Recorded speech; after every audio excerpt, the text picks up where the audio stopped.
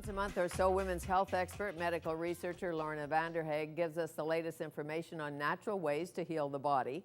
She is the author of several books, the latest, A Smart Woman's Guide to Hormones. Recently, Lorna Vanderhaeghe dropped by Studio 4 to tell us more about infertility. Here's our conversation. Happy almost winter. Oh yes, well we had such a short summer that I guess we should embrace winter. And to do that, Yeah. I know we're going to talk about infertility, but before that, to deal with the dark and the rain and the stress of going back to work full time. Well, I think people need a first aid kit in their bathroom, you know, to deal with all these kinds of things. So what we can do to ensure we don't get colds and flus, especially right now, because the kids go back to school and then everybody gets colds because they bring them home. And so, you know, get yourself some immune supporting nutrients like Moducare and start taking it today, every single day. That helps to support your immune system so that you can avoid those colds and flus. And they have it in a chewable form for kids. All good. And then dark days, we want to make sure our serotonin stays nice and high so we don't get depressed. And I bet we're going to have a lot more depression this winter because people did not get enough sunshine. We feel we kind of got ripped off out here in the West. Well, I think we should just hop a jet to Hawaii. Yes, and I bet you there are a lot of people booking Hawaiian vacations right now. I bet there are. Yeah. So, over to infertility, its causes, its cures. Why so much of it? Well, we have a terrible problem. And you know, there's nothing worse than when you want to have a baby and you can't get pregnant. And we have 1 in 6 women who are of childbearing years that are infertile today, having problems getting pregnant. And basically, if it's taking you a year, so if you're over a year of trying to have a baby and you're not getting pregnant, that's when you need to, you know, go into the doctor's office and get some tests done and find out what's really going on. A lot of the infertility, we call it unexplained infertility. So they have absolutely no idea why the woman is not getting pregnant. Sometimes it has to do with the man as well, so your husband should get checked also. But when we look at infertility in this country, I mean, it's a sad fact. First off, we're waiting too long to get pregnant. So, you know, the perfect time to get pregnant is between like 18 and 25. That is too early. That is very young. A lot of women are waiting till their 30s, 40s, late 40s, and it's just too late because every year after 30, your eggs get older and older and older. So if you're a woman listening right now and you're 38, you better get cracking and think about having a baby. Well, and likely you being on birth control, some kind of birth control, often the birth control pill. Right. That's a big concern. You know, I don't think anybody's really looked at fertility in regards to the birth control pill. I've searched the medical literature trying to find, you know, studies that have looked at women who've been on the birth control pill from the time they're 14. And, you know, it's not uncommon today for a 14-year-old to be put on the pill to treat something like acne. And then they don't come off the pill until they're 32 and think they're going to be able to ovulate right away and get pregnant. And when we're on the pill, we don't ovulate, meaning we don't pop out an egg. And you need to have an egg released every month in order to have an opportunity to get pregnant. So is there something you can take, something you can eat to increase the eggs coming out? Well, yeah, absolutely. There certainly is. You know, they found that women who took a multivitamin with minerals had healthier eggs. Not drinking alcohol. You know, alcohol consumption is probably the worst thing if you're trying to get pregnant, not just because, you know, we want to have a healthy baby, but because it makes your eggs less healthy or more fragile, as we call it. So avoiding things like soy products, no soy. I mean, we're consuming so much soy foods right now, and they basically cause infertility. So I would avoid the soy products as much as possible. Cause or effect? Well, it has an effect because it lengthens your menstrual cycle, and that's not such a good thing. So, you know, if you're trying to get pregnant, we have to have estrogen rise in the first half of the cycle. Most women ovulate between day 10 and day 15. That's really important dates to note if you want to have a baby. So we count those days from the first day of your menstrual cycle. So the first day of bleeding is day 1. Most women pop out an egg between day 10 and day 15. Get those fertility predictors from the pharmacy. I like the First Response fertility predictors. They tell you when you can get pregnant. And that's great because then you know when to try, because you only get, 12 tries a year. You don't get a lot of time. Well, it's a small window of opportunity. It's amazing how many babies we have in the world, really. Well, it's true. And, when you don't want to have a baby, it's amazing how quickly you get pregnant. Because you're so relaxed or and something when you're like trying, it doesn't always work so well.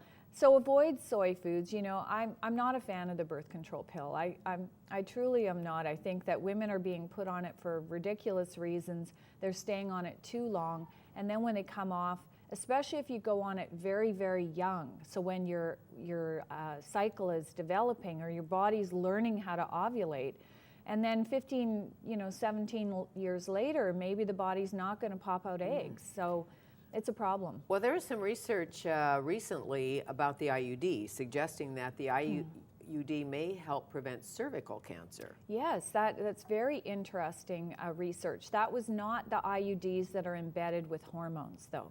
That was the traditional copper IUD, the one that they used to use when we were younger. Today, they load them up with all kinds of synthetic hormones.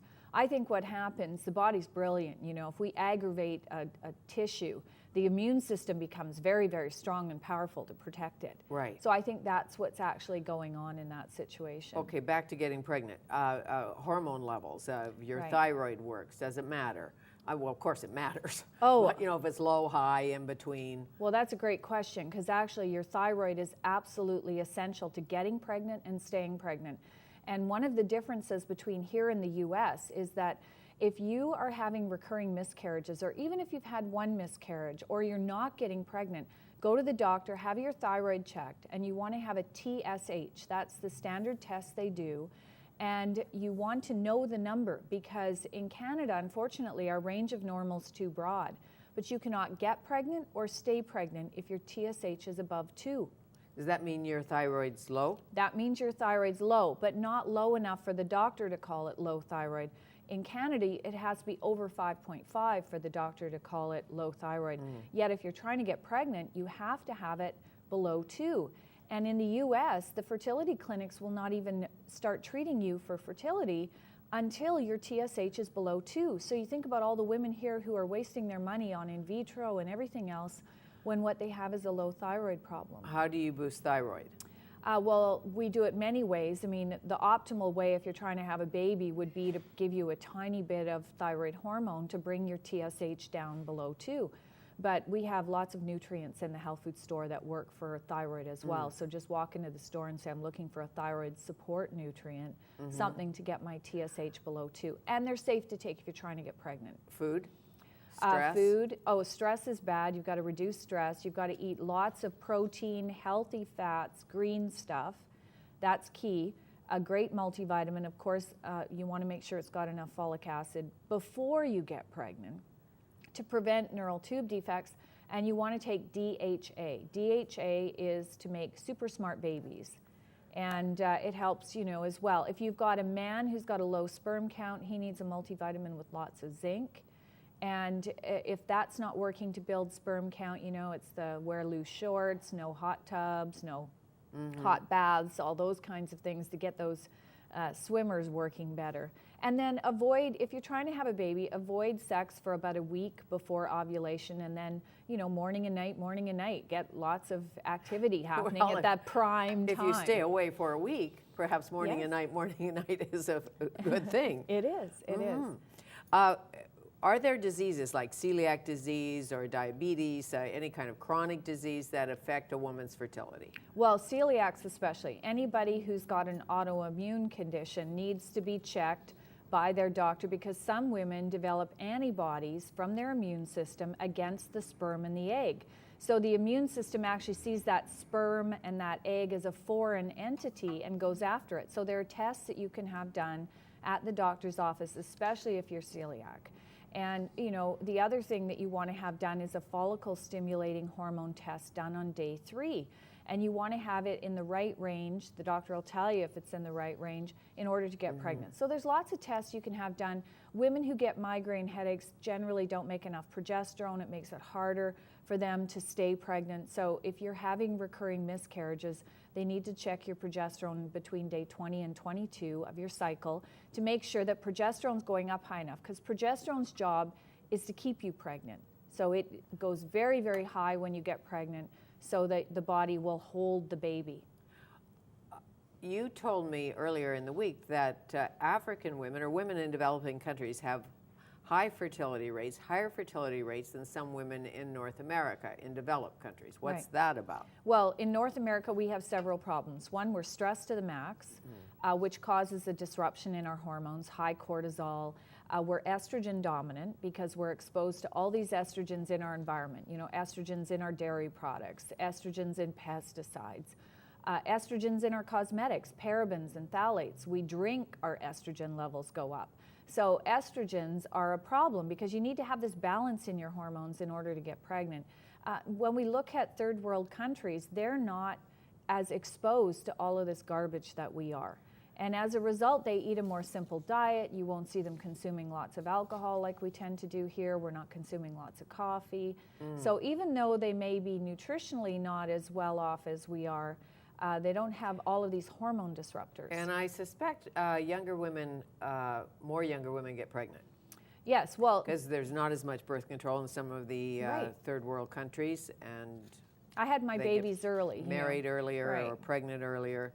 We need to encourage women to get pregnant younger and to breastfeed. That's what we should be doing, and breastfeeding gives you natural protection against getting pregnant again, so it spaces your babies out. And that would be for much healthier fertility than, you know, having women go on the pill and then stopping the pill and thinking everything's going to be fine. And, you know, we have nutrients as well in the health food store that we can use to get pregnant. EstroSmart Plus contains ingredients plus Vitex, which get women ovulating properly.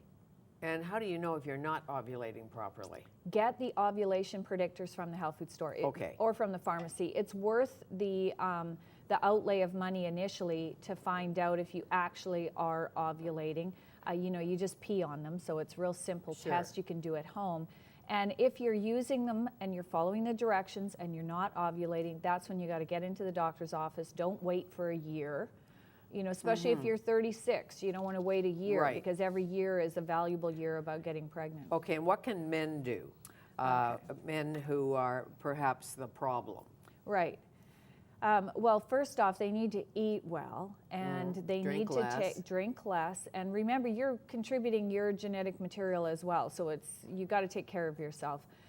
Eat a great multivitamin. Men need at least 60 milligrams of zinc to make good swimmers, the sperm. And to make healthy sperm. Right. And we can also give men arginine. So, you know, a lot of the sports supplements contain arginine. If you're a guy and you don't have a high sperm volume or you've got a low sperm count, then you would take one of those sports fitness drinks with lots of arginine in it, take 60 milligrams of zinc, and wear loose-fitting pants. Okay. I think I know why that is. Yes. But not for sure. It's to give air to the testicles. Okay. So that they're not too hot, because heat kills off the sperm. That's the reason why. And so we want to make sure that, you know, those little bikini underwear are not a good thing for men. Not the thing. For so several back to reasons. boxers. Yes. Back to boxers. Why not? Yeah. Okay. So nice to see you again. It's always great to be here. Thank you. My pleasure. Other book in the hopper? Yes, Beautiful Skin Begins Within. Really? Well, we're getting co-writing old. it? Yes, I'm going to work with a physician in Ontario who's a woman, and you know, we're all getting older, and we can all handle getting older. We just can't handle looking older. You've got that right. Yeah. Well, we try to cope. We do. Thank you. Lorna Vanderhaeghe, her latest book, A Smart Woman's Guide to Hormones.